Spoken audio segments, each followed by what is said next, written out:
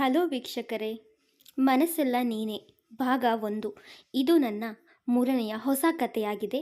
ಈ ಕಥೆನ ನಾನು ಪ್ರತಿಲಿಪಿ ಅಪ್ಲಿಕೇಶನಲ್ಲಿ ಬರೆದಿದ್ದೀನಿ. ಇದು ಓನ್ ಆಗಿ ನಾನೇ ಕ್ರಿಯೇಟ್ ಮಾಡಿರೋದ್ರಿಂದ ಆಡಿಯೋ ಮೂಲಕ ನಿಮ್ಮೆದುರಿಗೆ ತರ್ತಾ ಇದ್ದೀನಿ. ಹಿಂದಿನ ವಿಡಿಯೋ ಥರನೇ ಈ ವಿಡಿಯೋಗೂ ಎಲ್ಲರೂ ಸಪೋರ್ಟ್ ಮಾಡಿ ಮತ್ತು ಲೈಕ್ ಮಾಡಿ ಹಾಗೂ ಶೇರ್ ಮಾಡಿ ಮತ್ತು ಕಮೆಂಟ್ ಮಾಡಿ. Thank you. ಸಂಜೆ ಸುಮಾರು 6:30 ಆಗಿತ್ತು. ಕೊಡಗಿನ ಆ ಚಳಿ ಬೆನ್ನು ಮೂಳೆ ಮುರಿಯುವಷ್ಟು ತುಂಬ ತಣ್ಣಗಾಗಿತ್ತು. ಸೂರ್ಯ ಅಷ್ಟೇ ಮುಳುಗೋದೋ ಬೇಡ ಅಂತ ಯೋಚನೆ ಮಾಡ್ತಾ ಇತ್ತು. ಕನ್ನಡಿ ಎದುರು ನಿಂತಿದ್ದ ರಚ್ಚು ಅಷ್ಟು ಹಾಟ್ ಮತ್ತು ಅಷ್ಟು ಸುಂದರವಾಗಿದ್ದಳು. ರಚ್ಚು ಯಾರೆಂದು ಅಂದ್ಕೊಂಡ್ರಾ? ಅವಳೇ ಈ ಕಥೆಯ ಹೀರೋಯಿನ್. ಹಣೆಯ ಮೇಲೆ ಮುಂಗುರುಳು ಹೇಳಿ ಸುಳಿಗಳನ್ನು ಕಿವಿಯ ಹಿಂದೆ ಸರಿಸುತ್ತಾ ಅವಳು ಮೇಕಪ್ ಲಾಸ್ಟ್ ಟಚ್ ಕೊಡ್ತಾ ಇದ್ಲು. ಅವಳು ರೂಮಿನ ಕಿಟಕಿಯಿಂದ ಸೂರ್ಯನ ಕಿರಣ ಆ ರೂಮಿನ ಬಿಳಿ ಗೋಡೆಯ ಮೇಲೆ ಬಿದ್ದು ರೂಮಿನ ಕಲ್ಲರನ್ನೇ ಬದಲಾಯಿಸಿತ್ತು. ಹಾಗೆ ಮೊಬೈಲ್ ಸ್ಕ್ರೀನ್ನಲ್ಲಿರೋ ಫೋಟೋ ನೋಡ್ಕೊತ ಒಬ್ಳೇ ಮಾತಾಡ್ತಾ ಇದ್ಲು. ಹೇ ಅಕ್ಷಯ್, ನನಗೆ ಅರ್ಥ ಆಗಿದೆ. ನೀನು ಇಲ್ಲ ಅಂದರೆ ನನ್ನಂಥ ಹುಡುಗಿ ಜೊತೆ ಚಾಟ್ ಮಾಡೋದು ಅಂದರೆ ಸುಮ್ಮನೆನಾ? ಹಾಗೆ ಮೊಬೈಲ್ ಸ್ಕ್ರೀನ್ ನೋಡಿ ಮಾತಾಡ್ತಾ ಒಬ್ಳೇ ನಗ್ತಾ ಅವಳ ಕೆನ್ನೆ ಮೇಲೆ ಬೀಳುತ್ತಿರುವ ಡಿಂಪಲ್ ಅವಳ ಬ್ಯೂಟಿನ ಇನ್ನಷ್ಟು ಜಾಸ್ತಿ ಮಾಡ್ತಿತ್ತು. ಅಂದರೆ ಅವಳು ಕಾಲೇಜ್ ಹುಡುಗರು ಅವಳಿಗೆ ಡಿಂಪಲ್ ಕ್ವೀನ್ ಅಂತಲೇ ಹೆಸರು ಇಟ್ಟಿದ್ರು. ಅವಳನ್ನು ಮಾತಾಡಿಸ್ಬೇಕು ಅಂತ ಒಬ್ಬರ ಮೇಲೆ ಇನ್ನೊಬ್ಬರು ನುಗ್ಗಿ ಬೀಳ್ತಾ ಇದ್ರು.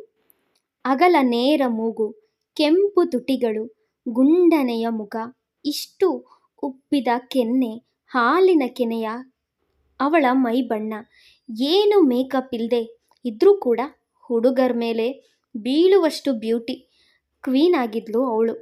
ತನ್ನಿಷ್ಟದ ಹುಡುಗ ಅಂತ ಸಖತ್ ಪ್ಲ್ಯಾನ್ ಮಾಡಿ ತೀರಾ ಇಂಟ್ರೆಸ್ಟ್ ಕೊಟ್ಟು ಮೇಕಪ್ ಮಾಡ್ಕೊಳ್ತಾ ಇದ್ಲು. ಅಂದರೆ ಇನ್ನೇನು ಕೇಳಬೇಕಾ? ಅವನೆಲ್ಲಾದರೂ ಇವಳ ಕಣ್ಮುಂದೆ ಕಾಣಿಸ್ಬಿಟ್ರೆ ಅಕ್ಷಯ್ ಅಂತೂ ನೋಡ್ತಿದ್ದಂಗೆ ಫಿದಾ ಆಗೋಗ್ಬಿಡ್ತಾನೆ. ನೋಡಿದ ತಕ್ಷಣ I love you Rachchu, I love you ನೋಡಿಬಿಟ್ರೆ ಪ್ರಪೋಸ್ ಮಾಡೇ ಬಿಡ್ತಾನೆ. ಅಕ್ಷಯ್ ಯಾರು ಅಂತ ಅಂದ್ಕೊಂಡ್ರಾ? ಅಕ್ಷಯ್ ರಚ್ಚು ಲವ್ವರ್. ಚಿಕ್ಕ ವಯಸ್ಸಿನಿಂದ ಒಟ್ಟಿಗೆ ಬೆಳೆದು ಒಟ್ಟಿಗೆ ಕಾಲೇಜ್, ಮನೆ, ಇಬ್ಬರಿಗೂ ಒಬ್ರನ್ನ ಕಂಡ್ರೆ ಇನ್ನೊಬ್ಬರಿಗೆ ತುಂಬಾ ಇಷ್ಟ. ಆದರೆ ಇನ್ನೊಬ್ಬರಿಗೆ ಒಬ್ಬರ ಮೇಲೆ ಒಬ್ಬರು ಇಷ್ಟ ಇದೆ ಅಂತ ಹೇಳ್ಕೊಳೋ ಧೈರ್ಯ ಅವರಿಗಿನ್ನೂ ಬಂದಿರಲಿಲ್ಲ. ರಚ್ಚು ಕೂಡ ಅವನ ಹತ್ರ ಹೇಳ್ಕೊಂಡೇ ಇಲ್ಲ. ಹಾಗಾಗಿ ಅಷ್ಟೊತ್ತಿಗೆ ಅವಳು ಯೋಚನೆಯಲ್ಲಿ ಮುಳುಗಿದ್ದೊಳಗೆ ಅವಳ ಫೋನ್ ರಿಂಗ್ ಆಗುತ್ತೆ. ಗಗನವೇ ಅಂತ ಹಾಡು ಹೇಳ್ತಾ ಇರ್ತಿದ್ಲು. ಹಾಸನ್ ಅವರ ಫೇವ್ರೆಟ್ ಸಾಂಗ್. ಹಾಗೂ ಕಾಲ್ ರಿಂಗ್ ಕೂಡ ಆಗಿತ್ತು. ರಿಂಗ್ ಟೋನ್ ಕೂಡ ಅದೇ ಆಗಿತ್ತು. ಹಾಗಾಗಿ ಈ ಕಡೆಯಿಂದ ಮೊಬೈಲ್ ರಿಂಗ್ ಆದ ತಕ್ಷಣವೇ ರಿಂಗ್ ಟೋನ್ ಅನ್ನು ಒಂದು ಸ್ಪೆಷಲ್ ಆಗಿ ಇಟ್ಟಿದ್ಲು. ಬಂದೆ ಕಣೋ, ಇನ್ನೊಂದು 5 ನಿಮಿಷ ಕಾಲ್ ಕಟ್ ಮಾಡಿದ್ಲು. ಐ ಲವ್ ಯು ಅಕ್ಷಯ್, ನನಗಂತೂ ನಿನ್ನನ್ನು ಬಿಟ್ಟಿರೋಕ್ಕೆ ಆಗ್ತಾನೇ ಇಲ್ಲ. ಬಟ್ ಇವತ್ತು ನೀನು ಅಂತೂ ಹೇಳ್ತೀಯೋ ಇಲ್ವೋ ಗೊತ್ತಿಲ್ಲ. ಪ್ರಪೋಸ್ ಮಾಡಿಲ್ಲ ಅಂದರೆ ನಾನೇ ಮಾಡ್ತೀನಿ, ಬೇಕಾಗಿದ್ದಾಗಲಿ ಅಂತ ಅವಳೊಬ್ಬಳೇ ಮಾತಾಡ್ತಾ ಇದ್ದಾಗ ಅವಳ ಕೆನ್ನೆ ಕೆಂಪಾಗಿತ್ತು. ಆ ಮಾತಿನಿಂದಲೇ ಯಾವ ಹುಡುಗರು ನೋಡಿದ್ರು ಪ್ರೀತ್ಸೆ ಅಂತ ಅವಳ ಹಿಂದೆ ಸುತ್ತಾ ಇದ್ರು. ಇದೇನು ರೂಮಿಂದ ಹೊರಗೆ ಬರಬೇಕು. ಆಗ ಮತ್ತೆ ಗಗನವೇ ಬಾಗಿ ಅಂತ ಫೋನ್ ರಿಂಗ್ ಬಂತು. ಹಲೋ, ಬರ್ತಾ ಇದ್ದೀನಿ ಅಂತ ಫೋನ್ ಕಟ್ ಮಾಡಿ ಬರ್ತಾ ಇದ್ದೀನಿ ಅಂತೇಳಿ ಫೋನ್ ಸ್ಪೀಕರ್ಗೆ ಹಾಕಿ ಮತ್ತೊಂದು ಸಲ ಮುತ್ತು ಕೊಟ್ಟು ಮತ್ತೆ ಫೋನ್ ಕಟ್ ಮಾಡಿ ಜೋಪಾನವಾಗಿ ಇಟ್ಕೊಂಡ್ಳು. ಯಾರಿಗೂ ಹತ್ತಿರ ಅಂದರೆ ಅವಳು ಇಷ್ಟಪಡ್ತಿರುವ ಹುಡುಗ ಅವನೇ ಅಕ್ಷಯ್. ಫೋಟೋ ವಾಲ್ಪೇಪರ್ಗೆ ಹಾಕ್ಕೊಂಡಿದ್ಲು. ಆಗ ಅವನು, ನೀನಿನ್ನೂ ಹೊರಟಿಲ್ವಾ? ನೀನು ಬೇಗ ಬಾ, ಸರ್ಪ್ರೈಸ್ ವೇಟಿಂಗ್ ಅಂತ ಆ ಕಡೆಯಿಂದ ಕಾಲಲ್ಲಿ ಹೇಳಿದ್ರು. ನಾನು ಹೊರಟಿಲ್ಲ ಅಂತ ನಿನಗೆ ಹೆಂಗೆ ಗೊತ್ತಾಯಿತು? ನೀನು ಲೌಡ್ ಸ್ಪೀಕರ್ ಹಾಕಿ ಮಾತಾಡ್ತಿರುವಾಗ ನನಗೆ ಗೊತ್ತಾಗುತ್ತೆ ನೀನು ಇನ್ನು ಮನೆಯಲ್ಲೇ ಇದ್ದೀಯಾ. ಓಕೆ ಸಾಹೇಬ್ರೆ, ಬಂದೆ. ಇನ್ನು 2 ನಿಮಿಷ ಹೋಟೆಲ್ ಮುಂದೆ ಇರ್ತೀನಿ, ನಿಮ್ಮ ಮುಂದೆನೇ ಬರ್ತೀನಿ. ಅದೇನು ಮಾಡ್ತಿರೋ ನೋಡೋಣ ಅಂದ್ಲು ಅಕ್ಷಯ್ಗೆ. ಹೇಳಿದ ಹಾಗೆ ಕೊಡಗು 5 ಸ್ಟಾರ್ ಹೋಟೆಲ್ ಮುಂದೆ ಕಾರ್ ಬಂತು ನಿಲ್ತು. ಹೋಟೆಲ್ ಎದುರುಗಡೆ ಬಂದು ಕಾರ್ ನಿಲ್ಲಿಸಿ ಇನ್ನೇನು ಕೆಳಗೆ ಇಳಿಬೇಕು ಅನ್ನುವಷ್ಟು ಹೊತ್ತಿಗೆ ಒಬ್ಬ ಹುಡುಗ ಇನ್ನೊಂದು ಡೋರ್ನಿಂದ ಒಳಗೆ ಬಂದು ಕುಳಿತನು. ಅವನಿಗೆ ವಯಸ್ಸು ಸುಮಾರು 24ರಿಂದ 25 ಇರಬಹುದು. ರಚ್ಚು ಶಾಕ್ ಆದ್ಲು. ಏನು ಮಾಡಬೇಕು ಅಂತ ಗೊತ್ತಾಗಲೇ ಇಲ್ಲ. ಅವನನ್ನು ಹುಡ್ಕೊಂಡು ಬಂದಿದ್ದು ಒಂದು ದೊಡ್ಡ ಗ್ಯಾಂಗ್. ಏನು ಗತಿ, ಟೆನ್ಷನ್ ಜಾಸ್ತಿ ಆಯಿತು ರಚ್ಚುಗೆ. ನೋಡಿ, ಇನ್ನೇನು ನನ್ನ ಕಡೆಯವರು ಬಂದು ಬಿಡ್ತಾರೆ. ಅವರು ಬರುವವರೆಗೂ ಎಲ್ಲ ನೋಡಿಕೊಳ್ತಾರೆ. ಇನ್ಮುಂದೆ ಸ್ವಲ್ಪ ಹೊತ್ತು ನನ್ನನ್ನು ಕಾಪಾಡಿ, ಹೇಗಾದರೂ ಮಾಡಿ ನನ್ನ ಜೀವ ಉಳಿಸಿ. ಆಮೇಲೆ ನೀವು ಹೇಳಿದ್ರೆ. ಅವನು ಹೇಳ್ತಿರೋದನ್ನೇ ಅವಳು ಗಮನಿಸುತ್ತಾ ಇದ್ಲು. ರಚ್ಚು ನೋಡೋಕ್ಕೆ 23 ವರ್ಷದ ಹುಡುಗಿ, ಹ್ಯಾಂಡ್ಸಮ್ ಹುಡುಗ. ಯಾವತ್ತೂ ಇಷ್ಟು ಹತ್ತಿರದಿಂದ ನೋಡೇ ಇರಲಿಲ್ಲ. ತಕ್ಷಣ ಅವಳು ವ್ಯಾನಿಟಿ ಬ್ಯಾಗಿಂದ ಕರ್ಚೀಫ್ ತೆಗೆದು ಅವನ ಹಣೆಯ ಮೇಲಿರುವ ಬೆವರುಗಳನ್ನು ಒರೆಸ್ತಾ ಇದ್ಲು. ಹಣೆಯಲ್ಲಿ ಕೈ ಇಟ್ಟು, ಪ್ಲೀಸ್ ನೀವು ಏನು ಚಿಂತೆ ಮಾಡಬೇಡಿ, ನಾನು ನಿಮಗೆ ಸಹಾಯ ಮಾಡ್ತೀನಿ ಅಂತ ಹೇಳಿದ್ಲು. ಇತ್ತ ಅಕ್ಷಯ್ ರಚ್ಚು ಬರ್ತಾಳೆ ಅಂತ ಎಲ್ಲ ರೆಡಿ ಮಾಡಿ ಬರ್ತಾಳೆ ಅಂತ ಕಾಯ್ತಾ ನಿಂತಿದ್ರು. ಅವಳು ಇಷ್ಟೊತ್ತಿಗಾಗಲೇ ಹೋಟೆಲ್ ಎದುರುಗಡೆ ಬರಬೇಕಿತ್ತು. ಆದರೂ ಇನ್ನೂ ಬರಲೇ ಇಲ್ಲ. ಎಲ್ಲಿ ಹೋದ್ಲು ಅನ್ನೋ ಟೆನ್ಷನ್ ಅಕ್ಷಯ್. ಹೊರಗಡೆ ಬಂದು ಅಷ್ಟರಲ್ಲಿ ಅವನು ಹೋಟೆಲಿಂದ ಸ್ವಲ್ಪ ದೂರ ಹೊರಗಡೆ ಬಂದು ನೋಡೋತಿಗೆ ರಚ್ಚು ಕಾರ್ ನಿಂತಿರುವ ಹಾಗೆ ಭಾಸವಾಗಿತ್ತು. ಕಾರಲ್ಲಿ ಯಾವುದೋ ಹುಡುಗನ ನೋಡಿದವನಿಗೆ ಶಾಕ್ ಆಯಿತು. ಅದನ್ನು ನೋಡಿ, ಏನಿದು, ರಚ್ಚು ಕಾರಲ್ಲಿ ಯಾರೋ ಹುಡುಗ ಇದ್ದಾನೆ. ಆ ಹುಡುಗ ಯಾರಿರಬಹುದು? ಅವಳು ಯಾಕೆ ಅವನ ಮುಖ ಒರೆಸ್ತಾ ಇದ್ದಾಳೆ? ಅವಳಿಗೂ ಅವನಿಗೂ ಏನು ಸಂಬಂಧ ತಿಳ್ಕೊಳಕ್ಕೋಸ್ಕರ ಅವನು ಆ ಹುಡುಗನ ಮುಖನೇ ನೋಡ್ತಾ ಇರೋ ರಚ್ಚುಗೆ ಕಾಲ್ ಮಾಡ್ತೀನಿ ಅಂತ ಕಾಲ್ ಮಾಡ್ದ. ಅಷ್ಟರಲ್ಲಿ ಗೂಂಡಾಗಳು ಅವರು ಕಾರ್ ಹತ್ರ ಬಂದಿದ್ರು. ರಚ್ಚು ಮೊಬೈಲ್ ಸೈಲೆಂಟ್ ಮಾಡಿದ್ಲು. ಆವಾಗ ಇನ್ನೂ ಗಾಬರಿಯಿಂದ, ಗಾಡ್, ಈಗ ಏನು ಮಾಡಬೇಕು, ಸಿಕ್ಕಾಕೊಂಡ್ಬಿಟ್ವಿ ಅಂತ ಭಯದಿಂದ ಆ ಹುಡುಗನಿಗೆ ಮುತ್ತು ಕೊಡುವ ರೀತಿ ನರ್ತಿಸಿದಳು.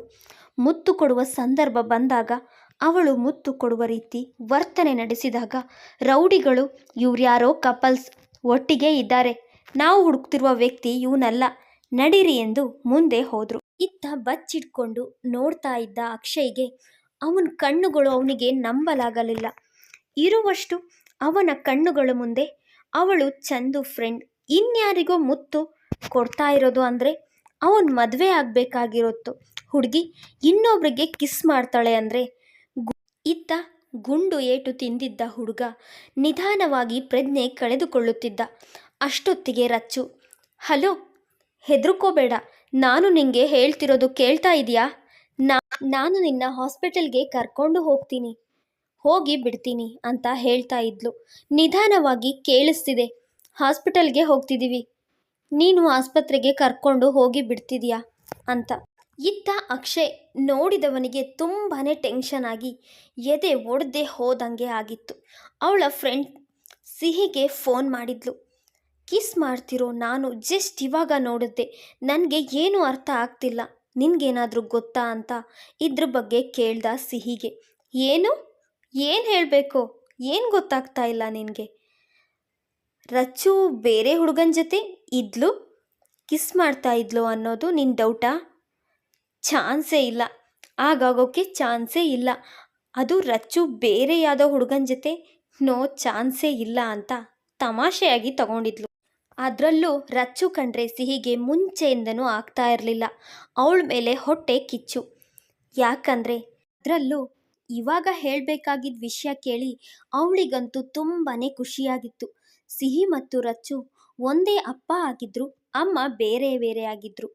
ಅದಕ್ಕೆ ಹೊಟ್ಟೆ ಕಿಚ್ಚಿಂದ ಅವಳು ನಡತೆ ಬಗ್ಗೆ ಗೊತ್ತಾಗಿದ್ದು ತುಂಬಾ ಖುಷಿ ಒಳಗಾಯಿತು. ಖುಷಿಪಟ್ಟು, ಹೌದಾ ಬಂದಿದ್ಲು? ಆಗ ಸಿಹಿ, ಸರಿ, ನಾನು ಇಲ್ಲೇ ಹತ್ರ ಇದ್ದೀನಿ, ಅಲ್ಲಿಗೆ ಬರ್ತೀನಿ ಅಂತ ಹೇಳಿ 5 ನಿಮಿಷಕ್ಕೆ ಯಾವುದೋ ಒಂದು ಹೋಟೆಲ್ ತಿಳ್ಕೊಂಡು ಅಕ್ಷಯ್ ಮತ್ತು ಸಿಹಿ ರಚ್ಚು ಬಗ್ಗೆ ನೋಡಲು ಬಂದರು. ಅಂದರೆ ಇದೆಲ್ಲ ಸಾಧ್ಯನಾ? ಹೇಗೆ ಸಾಧ್ಯ? ಅವಳು ಚಿಕ್ಕ ವಯಸ್ಸಿನಿಂದಲೂ ನನ್ನನ್ನೇ ಪ್ರೀತಿಸಿರೋದು. ನನ್ನನ್ನು ಬಿಟ್ಟು ಅವಳು ಬೇರೆ ಯಾರನ್ನು ಮುತ್ತು ಕೊಡ್ತಾ ಇದ್ದಾಳೆ ಅಂದರೆ ಏನರ್ಥ? ಅವಳು ಆ ಹುಡುಗನ್ನ ಲವ್ ಮಾಡ್ತಾ ಇದ್ದಾಳಾ? ಅವಳನ್ನು ನಾನು ಬಿಟ್ಟು ಬೇರೆ ಯಾರಿಗೂ ಬಿಟ್ಕೊಡಲು ಸಾಧ್ಯನೇ ಇಲ್ಲ, ಆಗಲ್ಲ ಅಂತ ಸಿಹಿ ಹತ್ರ ಹೇಳ್ತಾ ಇದ್ದಾಗ, ಹೀಗೆ ಇದೆ ಚಾನ್ಸ್ ಅಂತ ಹೇಳಿ ಅವಳ ಬಗ್ಗೆನೇ ಪಕ್ಕ ಸೀಟಲ್ಲಿರೋ ಕೂತಿರುವ ಅವನು ಯಾರು, ಅವನು ಏನಾಗಬೇಕು ಅಂತ ನನಗೆ ಗೊತ್ತಾಗ್ತಾ ಇಲ್ಲ. ನೋಡಿದ್ರೇನೋ ಕಣ್ಣಿಂದ ಅವನಿಗೆ ನೋವಾಗೋ ಹಾಗೆ ಅವಳು ಹೇಳ್ತಾ ಇದ್ಲು. ಪ್ರತಿ ಮಾತು ಅಕ್ಷಯ್ ಹೊಟ್ಟೆ ಉರಿ ಜಾಸ್ತಿ ಮಾಡ್ತಾ ಇತ್ತು. ಒಂದ್ಸಲ ಜೋರಾಗಿ ಉಸಿರು ಹಿಡ್ಕೊಂಡು, ಸಿಹಿ ಪ್ಲೀಸ್, ಕಾರ್ ಸ್ಪೀಡಾಗಿ ಜಾಸ್ತಿ ಮಾಡು, ಸ್ಪೀಡ್ನ ಜಾಸ್ತಿ ಮಾಡಿ ಬೇಗ ಕಾರ್ನ ತಿರುಗಿಸು, ಅವ್ರನ್ನ ಫಾಲೋ ಮಾಡಬೇಕು ನಾವು ಎಂದು ಸಿಹಿ ಮೇಲೆ ರೇಗಲು. ಆಗ ಒಂದೇ ಸಲ ಜೋರಾಗಿ ಉಸಿರಾಡಿಕೊಂಡು ಮಾತಾಡ್ತಿದ್ದೋನು ಎಂದು ಗ್ರೇಡ್ ಕಾರನ್ನು ನಿಲ್ಸೋಕ್ಕೆ ಹೋಗಿ ಒಂದು ಬೈಕ್ ಓವರ್ ಟ್ಯಾಕ್ ಆಗಿ ಕಾರು ಮರಕ್ಕೆ ಡಿಕ್ಕಿ ಹೊಡೆದು ಮಗ್ಚಿ ಬಿತ್ತು.